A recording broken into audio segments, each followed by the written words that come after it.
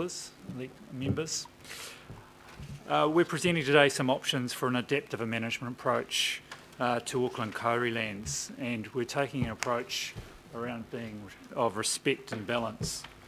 Regardless of whether it's invading a small reserve or 16,000 hectare forest at the bottom of someone's garden, in Northland, Waikato or Auckland, managing kauri dieback, as you've heard this morning, is complex and a challenging issue. The disease was discovered in a standard piha in 2006, and while we've since found out it was first found on and isolated to Great Barrier Island in the 1970s, and it's known to be present in New Zealand prior to the mid-1998. This is the first discovery in the Auckland region that we're able to observe affecting the speedy decline of what is an iconic species. I would also like to acknowledge former council colleagues, Dr. Nick Waipara and the late Ross Beaver, who with the staunch backing of Jack Craw, whom you heard of from this morning, pioneered much of the early research in the generation of this disease. Over the last decade, there's been significant work by these people and many researchers, scientists, tree and pathogen experts, ecologists, environmentalists, conservationists, and just people who have an appreciation for kauri to fight and understand more about kauri dieback disease and prevent its spread.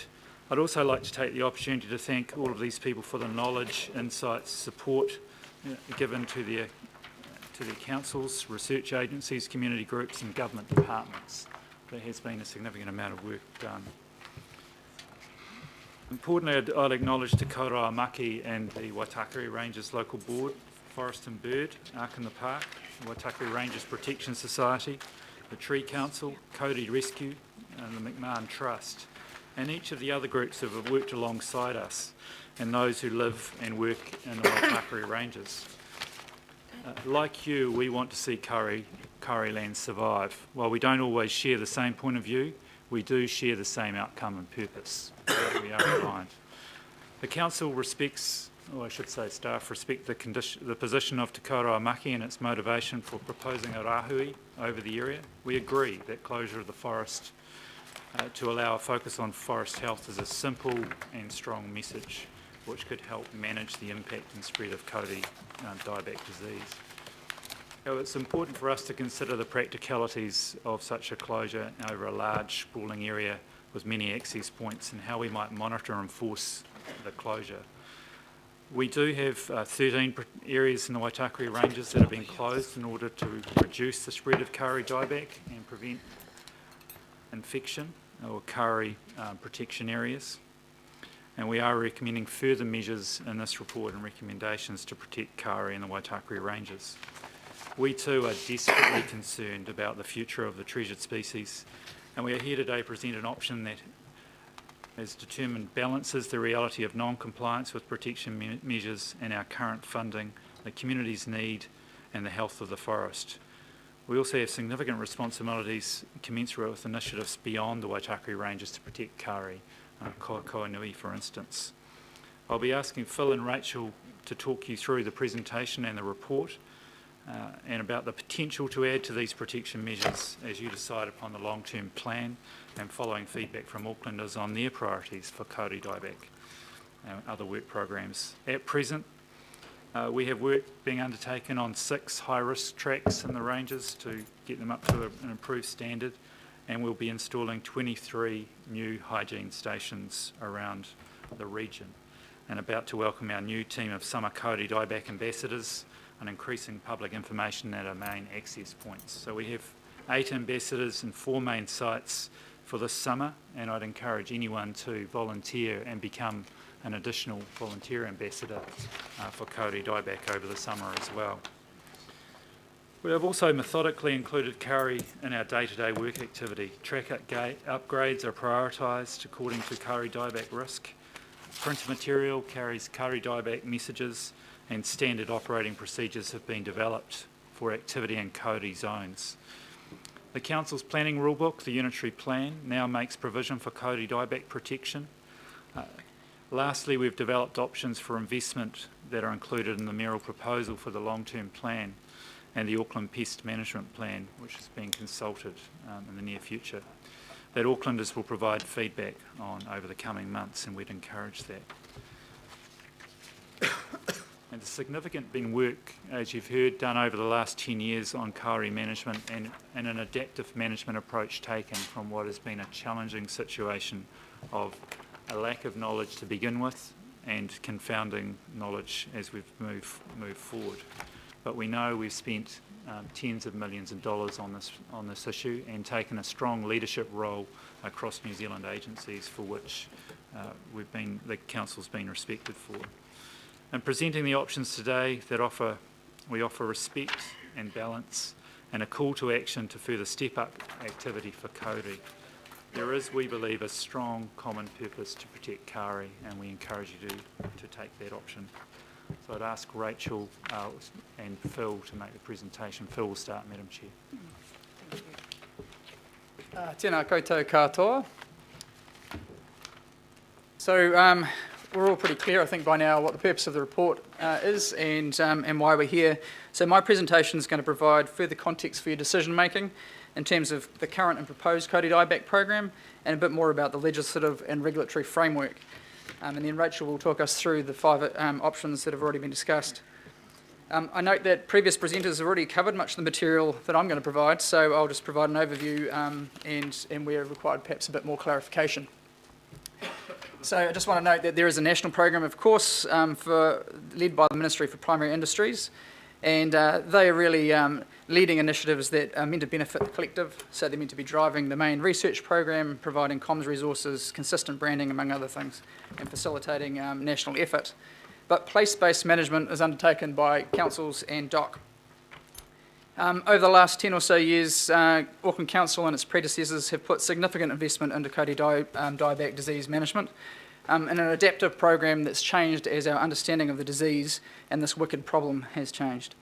So Mace has already touched on this, but our focus has been on containing the spread through hygiene stations and track upgrades, through an awareness and engagement program for both the public and private lands, and that's covered all the social media platforms and media releases and signage and all those kinds of things.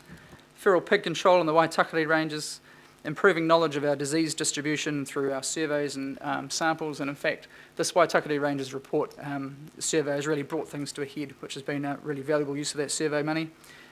Supporting a range of different types of research, including the phosphite trials for individual kauri tree health, and as Mace also mentioned, creating unitary plan rules to reduce risk from development.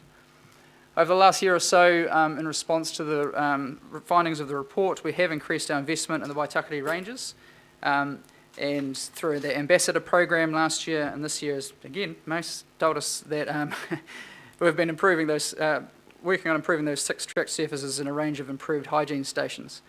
But we acknowledge that we need more, that to really reduce the risk of kauri dieback, we need to invest significantly more money. Which nicely brings us to the long-term plan. So for the last 6 months, we've been developing options for increased investment in kauri dieback management, as well as other environmental programs. The Mayor has included 2 options for a vastly increased investment. Just for some context, Council's current forecast spend, or at least our biosecurity forecast spend over the next 10 years, is in the order of $3 to $4 million.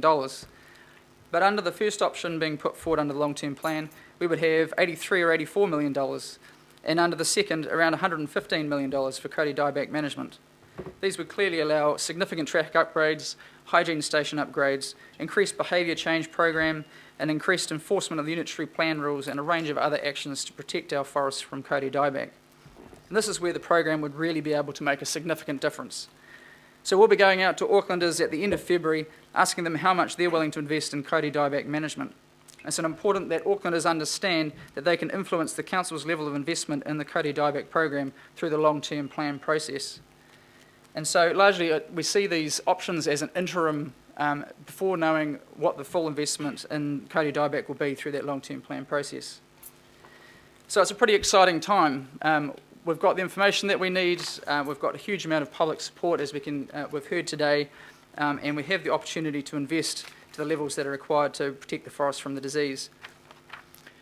On a slightly less exciting note, we are including kauri dieback program in the draft regional pest management plan, or the proposed plan, as has been brought before this committee before. It doesn't sound like much, but it does give us extra power under the Biosecurity Act to manage the disease.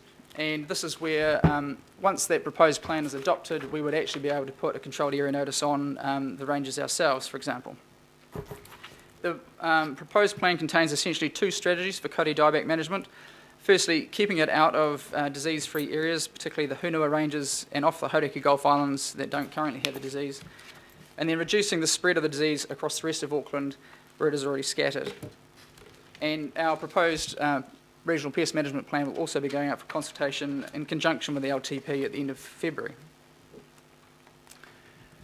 So in terms of our decision-making, or your decision-making framework, there are a number of pieces of legislation that tell us what we must consider when making decisions about managing our reserves, and the Waitakere ranges in particular. And I understand that Legal have circulated a paper to this effect, outlining the full range. But we know that as a landowner, Auckland Council can fully or partially close the land that it owns and manages. And obviously, any full or large-scale closures are of significant interest to the public, and there have been a range of views today expressed on the options for management.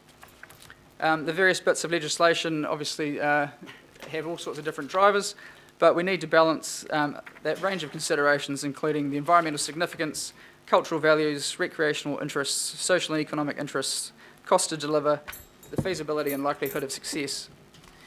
We also need to consider how this decision impacts on other sites. What are the principles, for instance, under which we would close any other park? If we were to close the Waitakere ranges, should we also be closing other reserves that have kauri, such as the Hunua ranges or the kauri lands in the Kaipatiki Board area?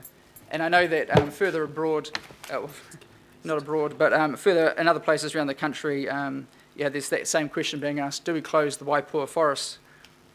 The national program is looking to provide some guidance on this at some point, not on closing the Waipua forest, specifically on guidance for national consistency in how we might close areas.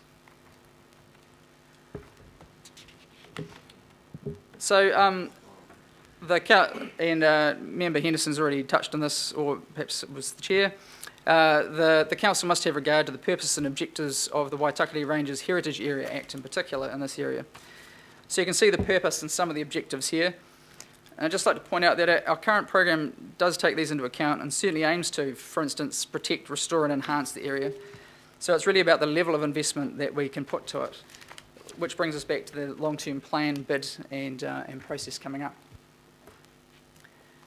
I just want to talk about the controlled area notice. So currently only the Ministry for Primary Industries has the power to declare a controlled area notice for kauri dieback in Auckland. We heard earlier that the management agency can, and that's quite correct, but at the moment Auckland Council isn't the management agency for kauri dieback. If it's included in our regional pest management plan, when that's adopted in a year or so's hence, then we'll be able to enact that controlled area notice ourselves. As has been noted, a controlled area notice does not ban access for people itself, but is designed to manage the movement of risk goods. So that would be things like dirty boots and dirty equipment and what have you. There is an opportunity to provide exceptions for low-risk users. We've heard about the authorisation of certain people into the park, or not controlling certain activities that are considered to be low risk. It would certainly provide weightier penalties for non-compliance, but the only mechanism we can use currently under that is prosecution, and so we'd have to work through how we would choose to prosecute people if they were using the park. In particular, if we had hundreds of people with non-compliance in any given weekend.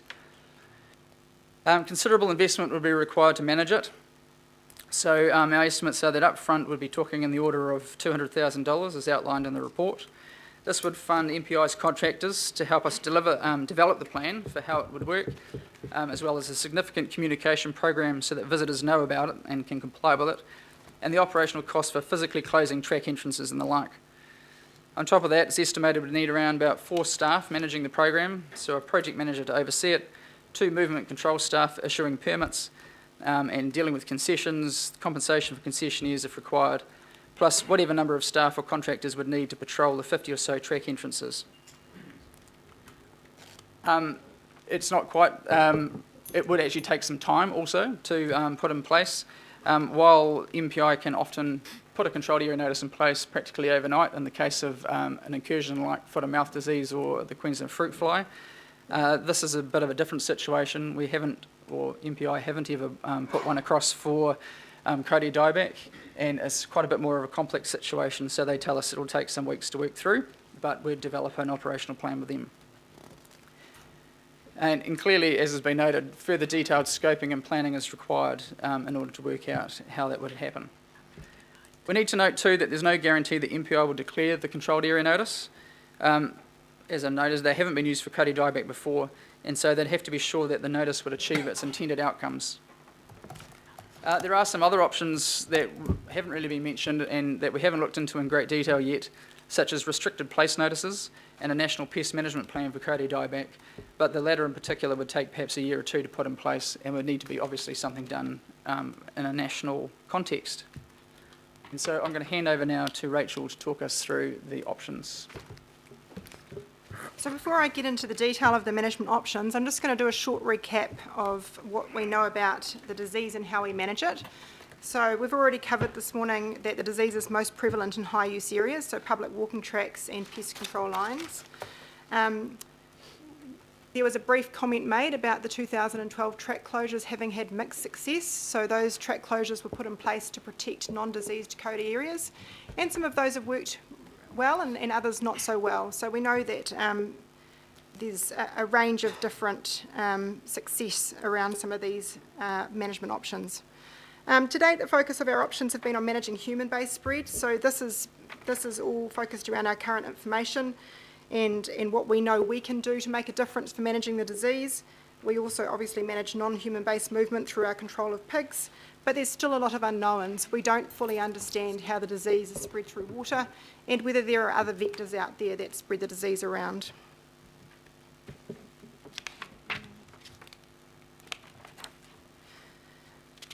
When looking at the different management options to address this particular problem, it became quite clear that there's actually a range of options along the continuum. And so what we've done is focused on presenting different options that present different scenarios that take into account this complex and challenging issue.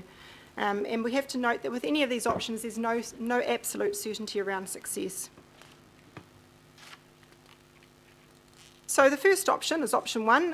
It's always an option to do nothing, so we could cease management of Coatie dieback disease in the Waitakere Ranges.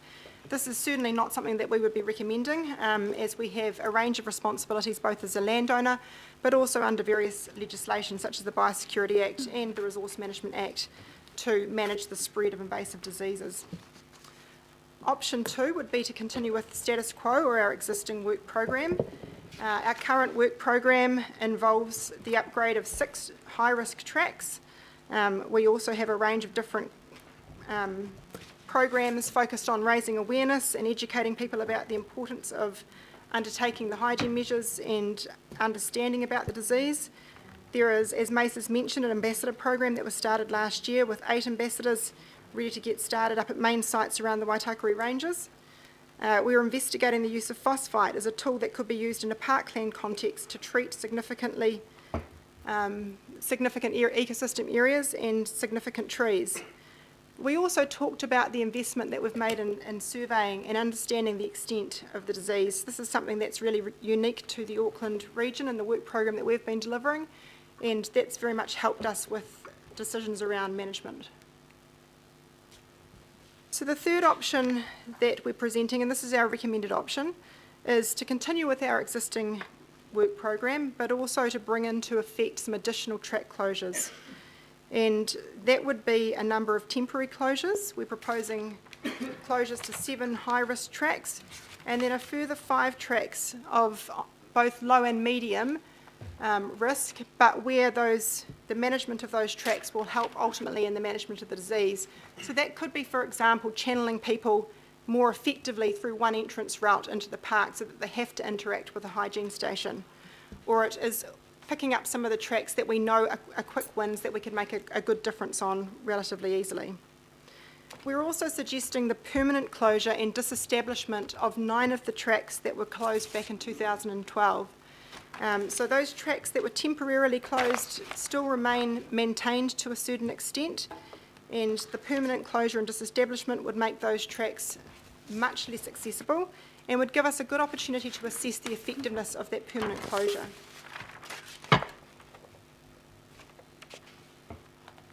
Option 4 is a proposal to close all medium and high-risk tracks. Now, one of the things that's worth mentioning about this option is that the high-risk tracks and medium-risk tracks are also those that have correlation with high visitor use. And I guess that's not surprising given what we've heard about the relationship between human-based movement and the track network. So in looking at closing both the high-risk and medium-risk tracks, we would also be having an impact on a significant number of visitors that come to the park. And with this option, again, implications on concessionaires and a range of other activities because they too mostly relate to these tracks. Option 5 would be the full closure of the park, and that would involve the closure of track entry points, potentially looking at physically closing our car parks, and would present a range of significant operational challenges. Those challenges would exist for both options 4 and 5 and would include things like enforceability, a range of different legal considerations, the need to have a comprehensive public education and awareness program, the timeframes as Phil has mentioned to actually be able to implement those significant closures. One of the things though we could do with both options 4 and 5 is look at rolling openings. So closing the park or closing those high and medium risk tracks, but with the potential to reopen some areas as we assess the risks to be managed or reduced. So that could be, for example, reopening non-CODI areas or opening areas as track surfaces have been upgraded.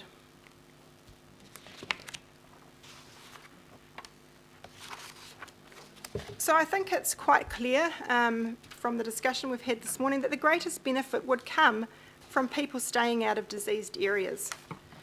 But both options 4 and 5 present significant implementation challenges and costs. We do expect a high degree of non-compliance. I mentioned the 2012 closures. We've already seen that some of those closures have not been effective. We also know other sites around the country that have been closed to manage the disease equally have seen increased use since closure, so not decreased use. There's also consideration that needs to go into looking at whether closure of these areas or closure of the park as a whole would result in perverse outcomes. So for example, if we close the park, would you then remove the hygiene stations, taking away one of the tools that is used to manage the disease?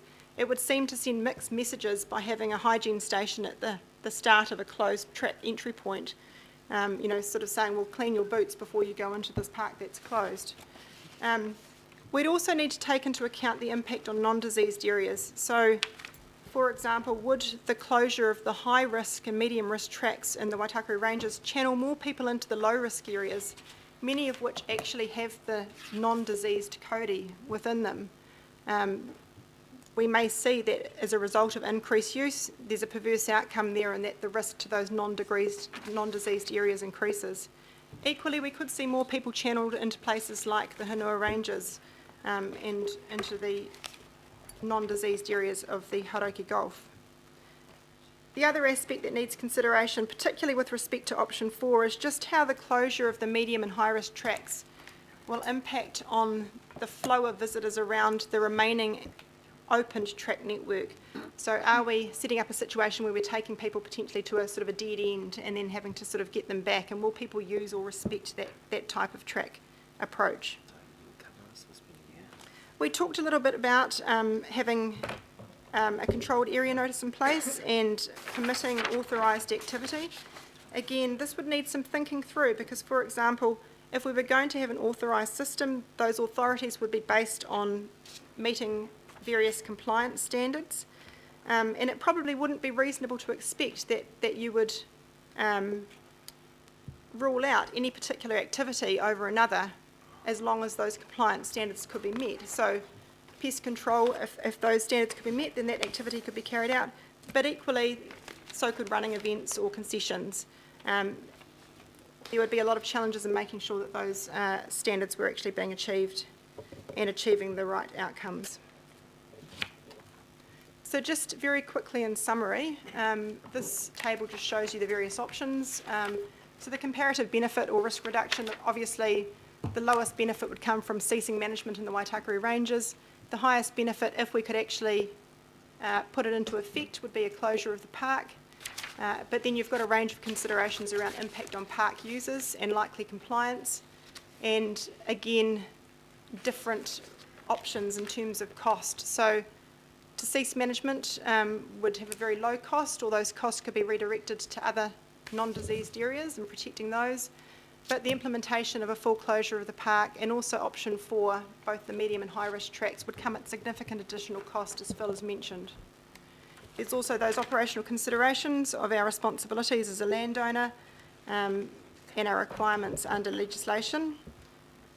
The need to have very comprehensive public education programs, and then just as I've already talked about, enforceability, the track linkages, impacts on disease-free areas, and those legal considerations. And I've also put up their timeframes. None of those options, or particularly options 4 and 5, would be quick to implement. We would need to work through a process of developing that implementation program and working that through, and that's likely to take some weeks, if not even months.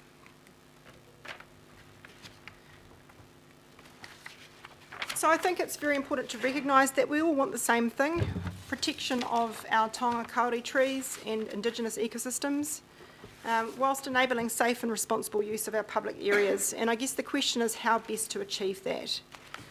No one option actually on its own will address the problem. Both options 2, 3, 4 and 5 need to be coupled with behaviour change and track improvements that are provided for in the long-term plan options. So reducing the disease through the improved track surfaces and hygiene stations with targeted closures is our preferred approach. This is actually in line with the recommendations of the 5-year survey report, which I'll just quickly run through, which were to look at more frequent and evaluation of track surfaces and structures. And we've taken this into account when we've put together the different risk options. So we've done a depth of mud survey. We've used that information to inform the risk profile of the different tracks when coming to you with these options today. Improvement of track surface and structure through areas of Kōrero. Mace mentioned that we're already upgrading 6 tracks, 6 of the high-risk tracks ahead of the peak summer season, and the LTP proposal will also cover additional track and structure upgrades throughout the Waitakere Ranges. We're looking at stronger mechanisms to effectively prevent access to Kōrero protection zones. I talked about the permanent closure and disestablishment of some of the tracks that still run through areas of non-diseased Kōrero. This is one of those mechanisms that could prevent access to those zones. A review of off-track and unmanaged activities. In our report, we talk about wanting to do a more strategic assessment of how we manage the track network in the Waitakere Ranges moving into the future.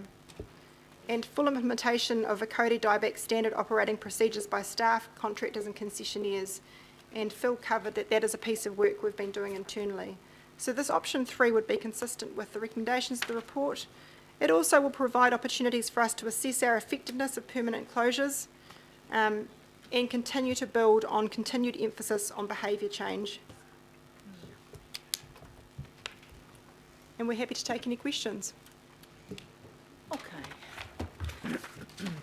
Right, there's been quite a lot going on up here, so I know we will have questions, but I just want to signal that the staff have been, as we do, working very hard on trying to moderate and modify some of the recommendations that pick up the issues that have been raised, particularly some of the excellent recommendations that have come from Jack, from our Waitakere Ranges local board, taking on board the issues that have been raised by our users groups.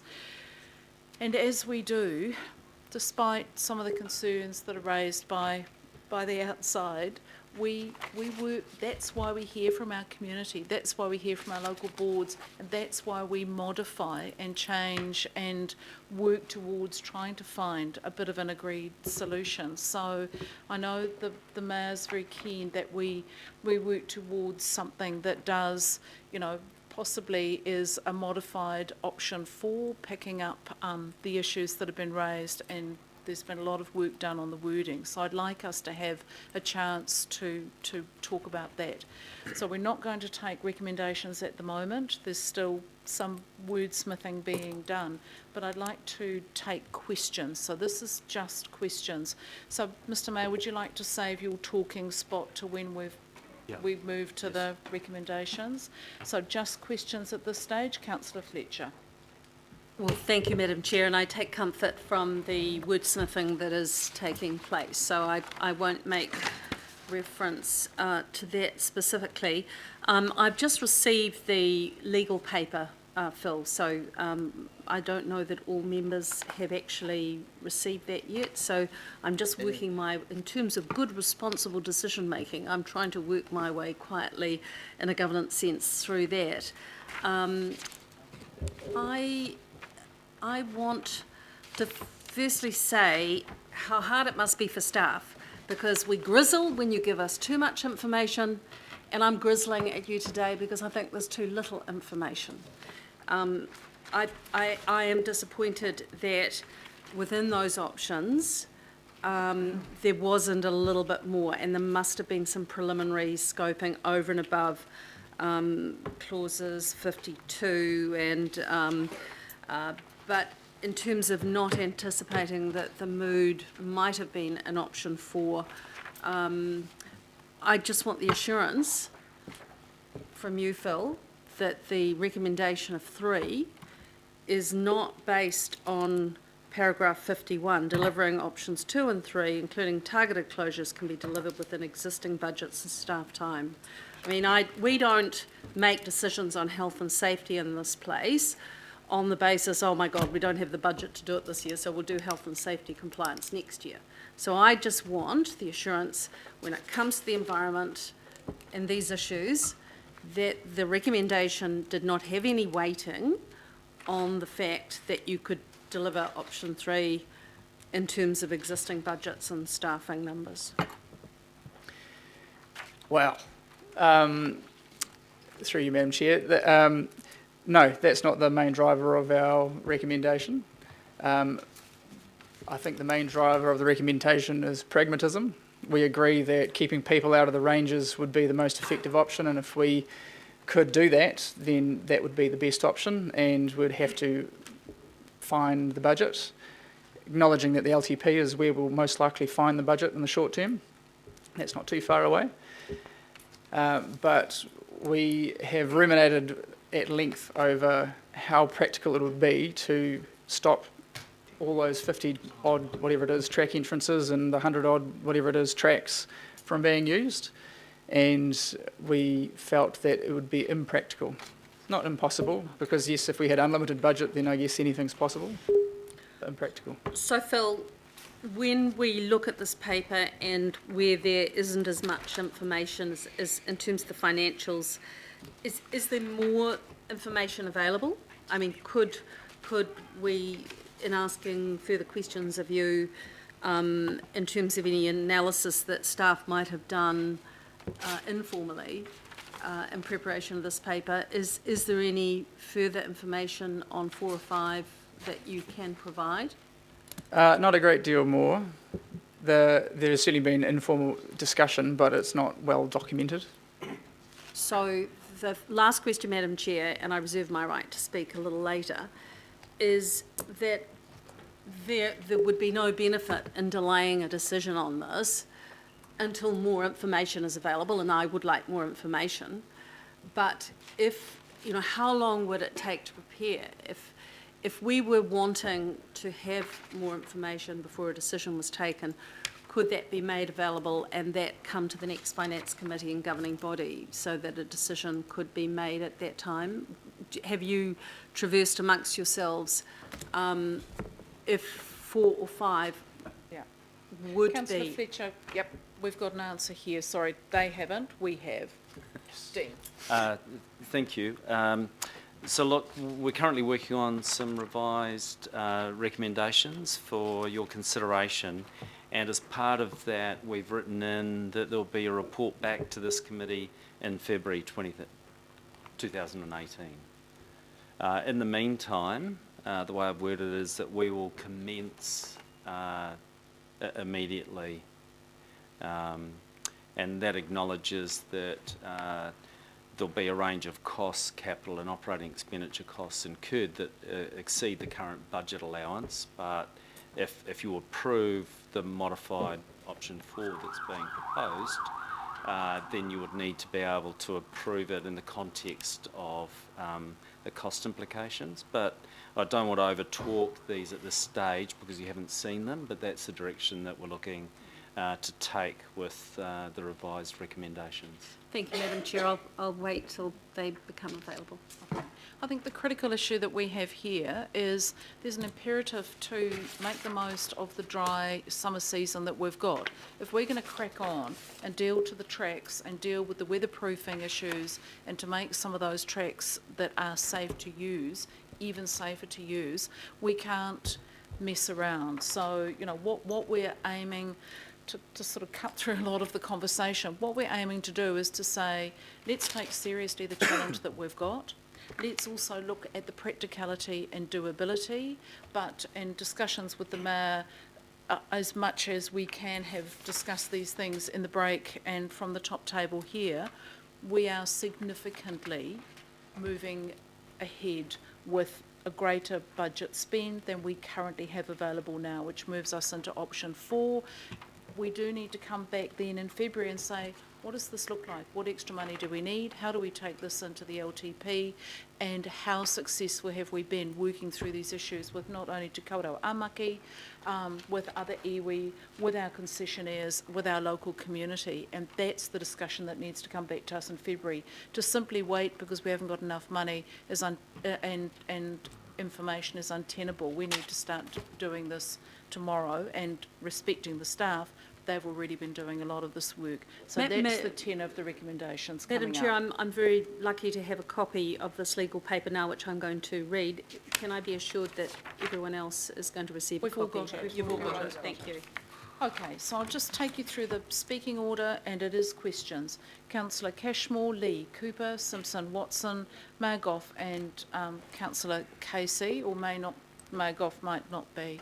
So, I'll comment rather than question. okay, all right. Sorry, Councillor Casey, you've gone to the bottom. Are you a question?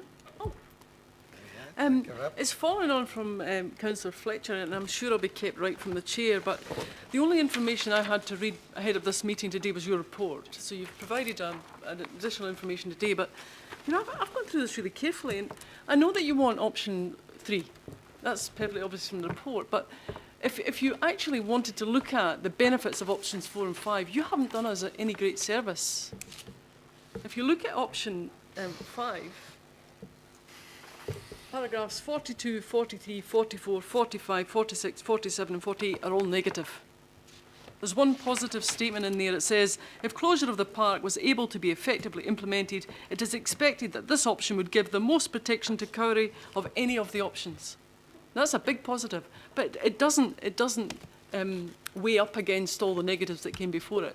So what the chair will keep me right up astray, but I think what I'm trying to say is that when I get a report, I expect to see all options listed.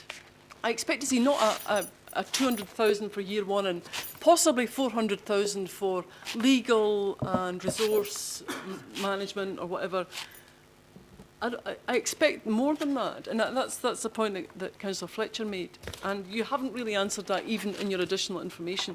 So to make good decisions, which is what we are supposed to do, and my good decision is erring on the side of options 4 and 5, I still don't have the information that I need to properly assess the options.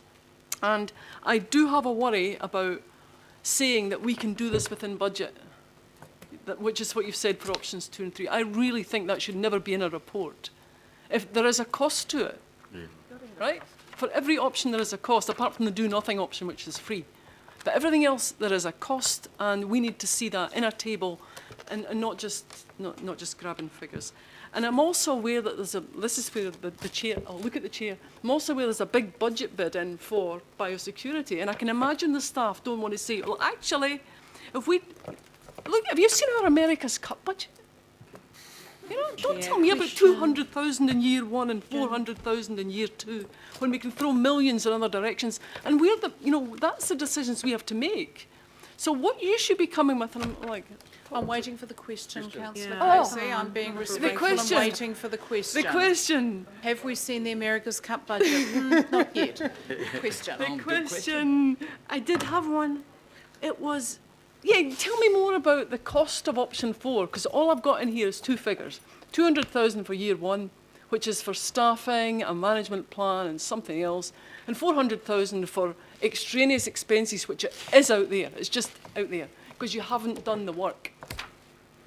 So, councillor, I will ask for a comment from the staff, but just with the greatest of respect to the staff, we've actually required them up until this time to do everything within budget, and that's what our staff have developed. We set the budget. Yeah, but It it's was still actually- a hang cost, on, even if hang it's on. within I budget. haven't talked a lot from the chair, and I will try not to. It was actually councillor Cooper who managed to get a big slug of money brought into the budget for Kāori dieback. So we have set some very mean and basic budgets around this issue, and we've required the staff to do what's available to them within the budget. This is now our chance to be to hear the concerns that are raised and to actually give permission for work to be done above and beyond. And that's the discussion here. So if we are going to be grumpy with anyone, we should be grumpy with ourselves and not with the staff who've actually carried out the work required of them. So I might move on to the next No, question. my second question, it's again about the lack of information on options 4 and 5, because I'm really interested in, and we'll be putting up an amendment shortly, hopefully, about the controlled area notice. And we've heard conflicting information from presenters this morning and from you just in your presentation here about how quickly it can be done, what the cost is. And I think it was Mel's who said it can be done. We've got the information to scope. So the scoping shouldn't, I think you said it could, there's no telling how long it would take. Well, actually, according to other presenters, the information's all there and it wouldn't take that long. And sure, it's never been done before, but so what? Let's do it. Okay. Yeah, so if I may, That was a question. we can't just do it. We have to go through MPI, and the advice that MPI and our legal team have given is that we need to go through MPI, is what the legal team have said. The MPI have said, yes, we can work through that, and if we come up with a plan over a few weeks, we'll be able to develop, we'll be able to deliver it, assuming that it's going to achieve the intended outcomes. But you also said they may not apply it. That's right. I want to hear more about that. Have we ever gone through that process before? Has a council gone through that process before? And MPI have said, well, thank you for all that work and all that money you've spent, but we're not applying it now. I don't think anyone's done it before. No, that's fine. Thanks. Okay. Councillor Cashmore. Oh, thanks, Madam Chair. Very short, quick questions. We can't keep people out. It's physically impossible. But we can do things to help restrict their movements and to educate people better. That's understandable, given that. The other thing is about curing this disease, Rachel. So I know that we've had this phytophthora been in grapes in the 80s. It's been in various vegetation plants in the 90s. There's never been a cure. And even with the phosphate injections, which invigorates plant growth, when that's been trialled on Kāori, have we actually seen any specimen trees recuperate, or it's all just been reinvigorated? Absolutely, yes. 5 years then. Just I'm hang asking on, the hang staff, on, thank you. Hang on, this is time for our staff to answer.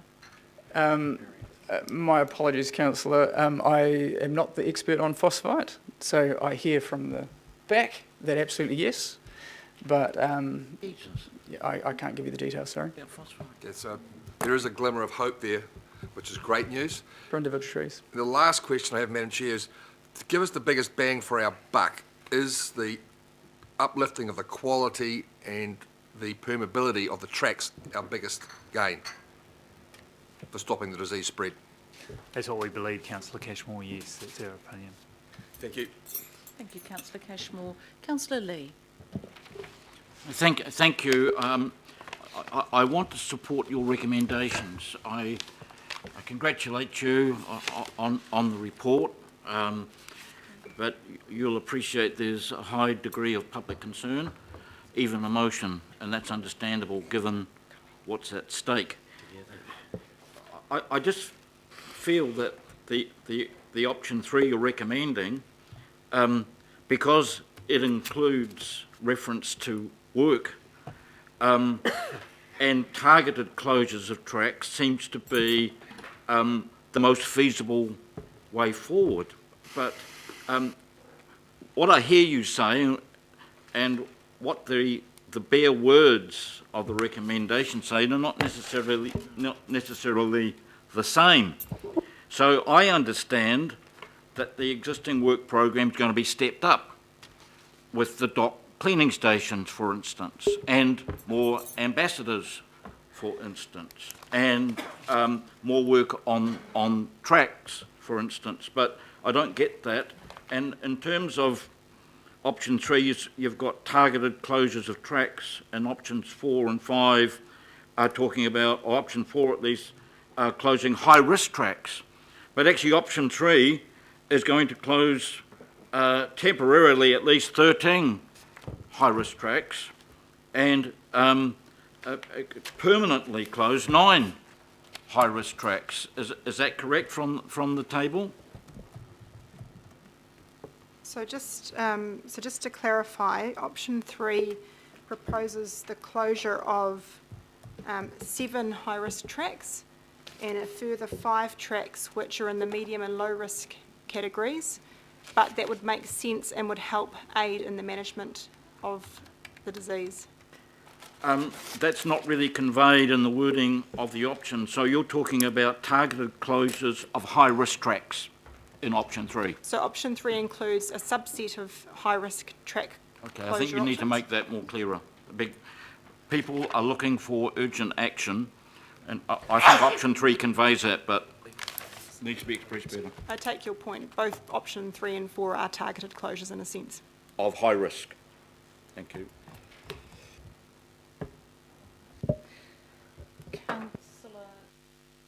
Thank you. And just 3 questions. So one is just around the can, and there's some calls for that to be in place by Christmas. Is that actually possible? And I given believe your it's other probably, answer, yeah, I believe it would be possible if we can work with MPI to come up with a management plan that they're satisfied with. And if they accept it, okay. The other one is, Te Kawerau owns some of the park, is my understanding. Oh, well, that's what they said before, so is that not right? So they have areas at Goldie's Bush, north of Waitakere Ranges, but the Rahui includes those areas, Councillor Cooper. Okay, so could they close those tracks? That would be an issue for them to take up with the Department of Conservation. Okay, and the other question is, it talks about being landowners and that we could fully or partially close land. Would that have to have an LGA hearing process for hearing people's views before we could do that? Just looking back at the legal team, who I'm not sure can speak at the table, so I'm not certain, sorry. Okay, so there is I know with other things that it's not RMA, but it's local government, that if it's significant, we quite often have to have a full public hearing, so, okay. Oh, well, maybe we can hear that later. We've got our, that little discussion was, we've got our legal team keeping a very close eye on where we're heading with this to make sure that what we're proposing or discussing is actually doable and legally robust. Yes, and the timeframes, Madam Chair, if we could just, if it's possible to hear back from that at some stage. Well, we are, this now has turned into almost the entire meeting on this. We're also trying to find out which issues we can defer, which will be the first time I've had to do that, and secondly, if we can come back and do some of the urgent items at the end of this. We are going to need to take a break when we get to the end of the questions, and I'm going to suggest that just gives everyone a chance for a bit of a breath.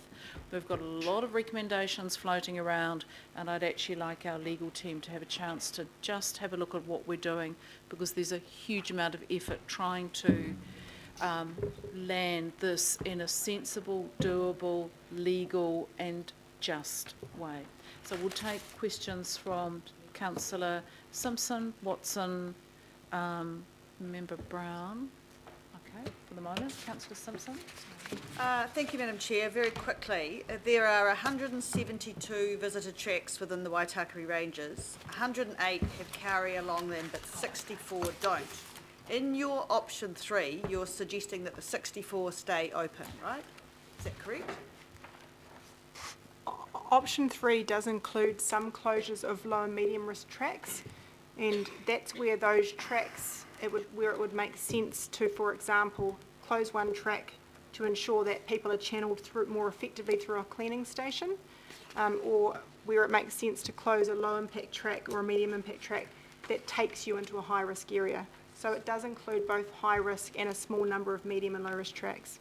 So, further clarification if I can, because on point 7.2 of the report, it talks about the 108 tracks that do have kauri along them, that either intersect with or have a possible, or intersect a possible kauri dieback zone, but that doesn't at all refer to the 64 that don't have any kauri or seem to don't even intersect a kauri dieback zone. So that's what I'm confused about. Surely those 64 tracks can stay open, and even with option 5, the rahui, I mean, why would you close down tracks that don't have any kauri around them and actually don't even intersect where kauri are? So it's a big place, Waitakere Ranges. If I may, through the chair, that's a good question, and I it's always one ask good questions. that I touched on briefly as part of the perverse outcomes that need to be considered. So, for example, a number of those low-risk tracks do have kauri along them that are uninfected. So in terms of low risk from a kauri dieback perspective, they do have kauri areas that are not infected, and we wouldn't want to channel people necessarily into those areas. The other part to it is that those low-risk tracks may also provide a vital link to a medium or a high-risk track, and we need to really work that through in terms of understanding what that does to visitor behaviour, because what you don't want to do is create a dead end or cause a situation where you're actually going to encourage people to go off track because they want to sort of do a loop or cut through some other area. So it's not quite as simple as just saying that if you close those, you keep those open and there won't be an issue or an impact. That's the type of thing that we need to work through quite carefully. And my second question is really around the fines or preventative measures that can be used to assist policing of any closed sections if we do that. I mean, this sounds like one of these things that we all sit around here and feel very good that we are making a tangible potential closure of something to assist the remediation of kauri dieback. But if there is no way that we can police people just doing it anyway, it makes a bit of a mockery of the process. So is there absolutely nothing we can do? We can't, as council, can we not put a bylaw over it or anything like that? Is there absolutely nothing we can do? Good timing, Councillor Simpson, because we've got our legal team who've just joined us, and we might ask them to field that one and then go into the clarification around the controlled area notice. Thank you. No, if not, maybe not so much legal, Rachel, combination of both. So I'm happy just to cover that off at a Okay. high level. So I Yep. think through the report we've identified 2 different options for us to address access into the park. We can use provisions that we have as a landowner for closing the park, and my legal colleagues can talk that through in a bit more detail. Or we could look at using something like the controlled area notice under the Biosecurity Act. How we would go about enforcing those, I think Phil mentioned that at the moment, if we were going to do that, we would need to look at one mechanism, for example, is trespassing visitors from the park. If it was under the Biosecurity Act, prosecution is another option. But both of those have quite detailed process that you need to work through to take to an end point. So they shouldn't be considered lightly. So I think my point, Madam Chair, is if we're going to do something about closing something, we should try and have some sort of policing around it, or else it's really pointless doing it. Did we want to touch on the controlled area notice, because that's come up a lot? Yeah, well, I think, I mean, the fortuitous aspect of this situation is at least we are the landowner, so as a first principle, when you're the landowner, you can make decisions around who's allowed to have access, and I know there's obviously an overlay statute, Reserves Act, the Waitakere Ranges Act, local government decision making and so on. And those include sort of processes and considerations you should take into account, but you still come back to square one, if you like, that you are the landowner. So if we want to limit access, and this sort of issue is something that lawfully we would be able to limit access under those statutes, then we can. But Rachel's correct, the enforcement tools is where you start to get into difficulties.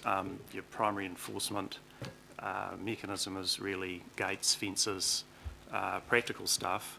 If you get into legal enforcement, then you're looking at trespass notices and that sort of thing, which sort of means pursuing, individual culprits, and that's a little bit more challenging.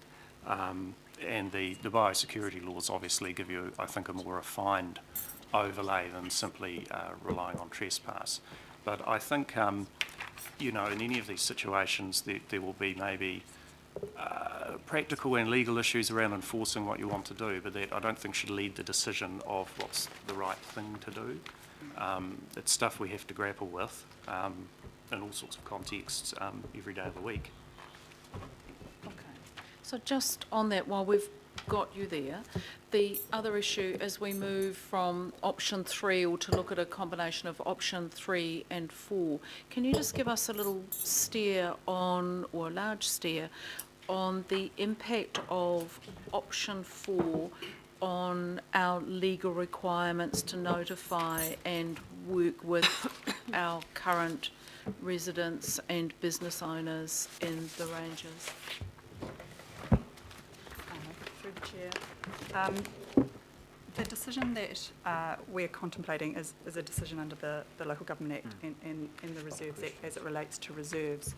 So the usual decision-making requirements apply, and they include a requirement that you consider reasonable practicable options and the advantages and disadvantages of those, that you consider the views and preferences of those who are likely to be affected or who have an interest in the decision, and further, where it is a significant decision affecting land or a body of water, that you take into account the relationship of Māori and their culture and their traditions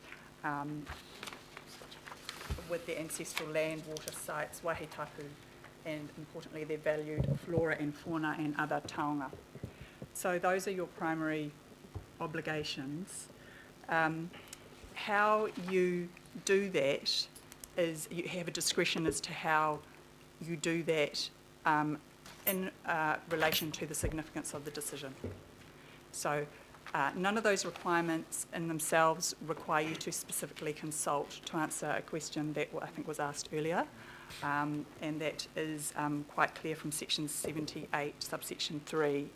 But what it does require you to think about is how significant is this decision, and if it's a very significant decision, such as option 5 and potentially option 4, then we would expect there to be a more detailed analysis of options and a more thorough and detailed consideration of the impacts on people who will be affected, including users of the park. Yeah. Okay. That's really, really useful, and I think that's in the work that staff are currently doing to try and find that sweet spot between options 3 and 4 is to try and add urgency and extra capacity whilst not triggering the significance of the impacts to users and residents. And somewhere in there, and I think we are going to take half an hour break while we work that through and check that with our legal team, because I think we are kind of approaching some sort of resolution. So we're still on questions.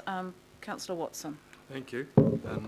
Just moving a little bit beyond what we're apparently considering, if the closure of the park is the best option, which we say that it is, I just wonder, and I'm interested to hear what the officer said, if that was a starting point, then couldn't some more appropriate consideration be given to the psychology of dealing with the public. And I say that because I know that we do have experience with closing parks, admittedly not as problematic as this one, but we look at Shakespeare, we shut for 5 or 6 months to the public. I'm not aware of any great issues in enforcing compliance, although, you know, acknowledging the different geography. Wouldn't it be true to say then that by starting out from that and then working your way back as to what maybe could happen over time, and it might not necessarily be long periods of time, that would reduce the numbers of people we're having to deal with quite dramatically, as opposed to saying, well, yes, you can go here, you can go there, but you can't go here. Isn't that an easier way of actually dealing with the public rather than a harder way?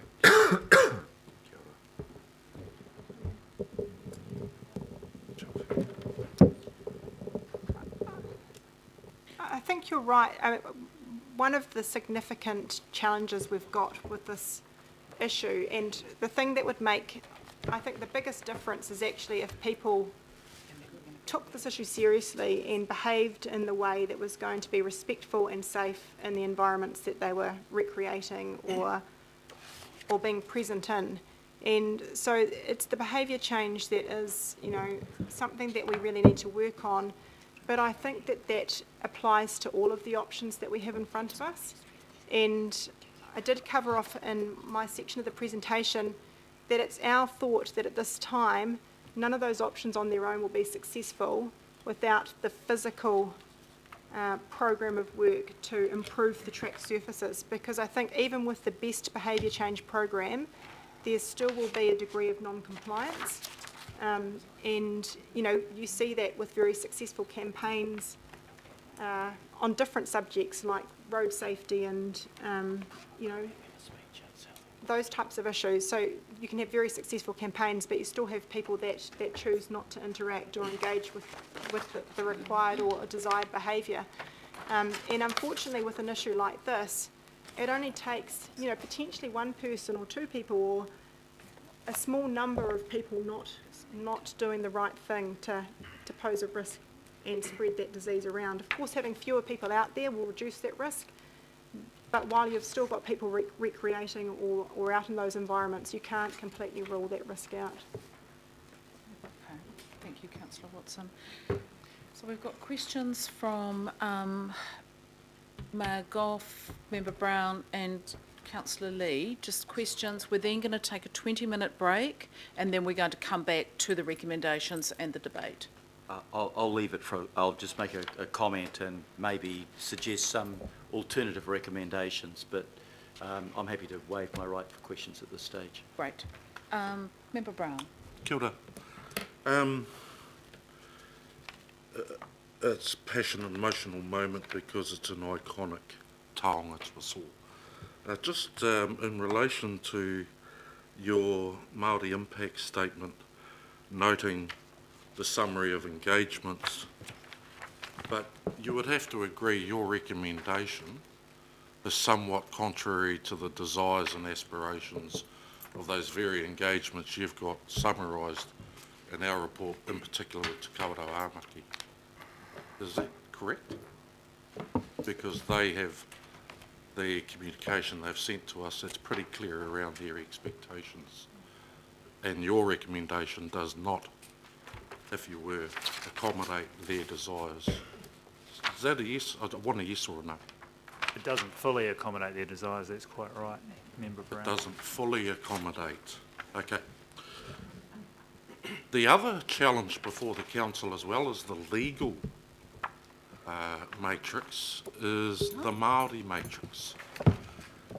Because although you may not be accommodating it entirely, Māori in Auckland are.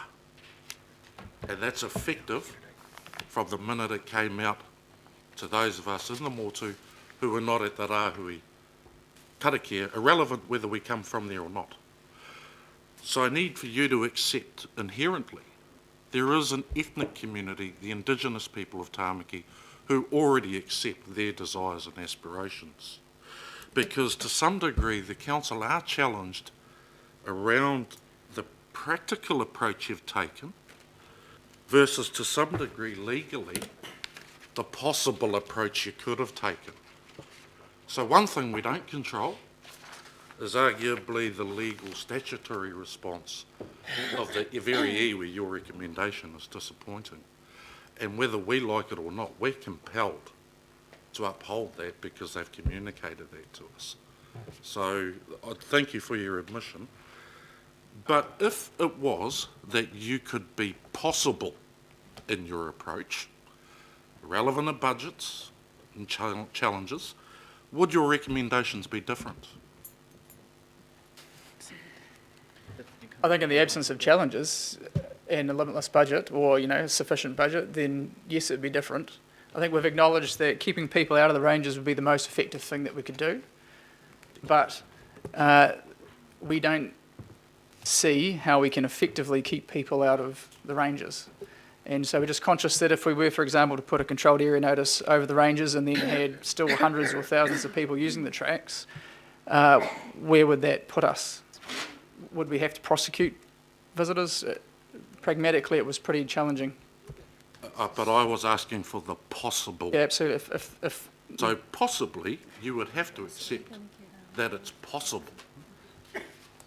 Yeah, I think, yes, this could get a bit circular. I think we're hearing yes, however, we also have to deal in the realm of the practical. I think, Madam Chair, it is about that feasibility and practicality. And Last but not least, your impact statement, although recognising your engagements with the iwi, doesn't really reflect to us about how you propose to manage the relationship moving forward, given that your recommendation isn't necessarily appeasing what they're desiring. And Member Brown, I think rather than staff, I'd tackle that. In the recommendations that we're working on is a recommendation to continue to work with Te Kaurau Amaki and iwi on the protection of the Waitakere ranges, and we just have to, we have to make this an ongoing relationship, and we have to work in partnership regardless of where the decision lies today. Okay, final question, Councillor Lee. Thank you, and thank you for the legal advice, which I think is timely, given the significance of the decisions we have to make. The Waitakere Ranges Heritage Area Act has been cited, but there seems to be an omission I want to ask about, and that is the council manages regional parks under a management plan, and it's a public process, and it is a due legal process. And in regard to the Waitakere Ranges Heritage Act, Area Act, what was unique about it was that it covered private land as well as public. But so in effect, the regional park wasn't essentially affected except in one area, and that is the management plan, which is discretionary, is mandatory under the Act. It's a statutory document, and therefore the way we manage the park, opening or closing or whatever, has to be done via due process. That's the law, and that seems to be an omission in the advice. So I think it'd be helpful for us to work through the management plan as we go through these changes that we'll have to decide on soon. Thank you. I think it's fair, Madam Chair, the Waitakere Heritage Area Act does require a management plan. Since 2008, when that Act was enacted, there has been a 2010 management plan review and variation, which has taken into account those responsibilities, and particularly in terms of species habitat and ecosystem protection. It does recognise the ability for iwi to apply rahui. So that's the legal mechanism we'd have to work through if we were to change, to close tracks and so on. That's right. Thank you. Those are the criteria we would use, Madam Chair. Thank you, Councillor Lee. So on that note, we're going to adjourn for 20 minutes, which will allow people to grab a cup of tea and a bit of a comfort stop, and members grab a quick salad and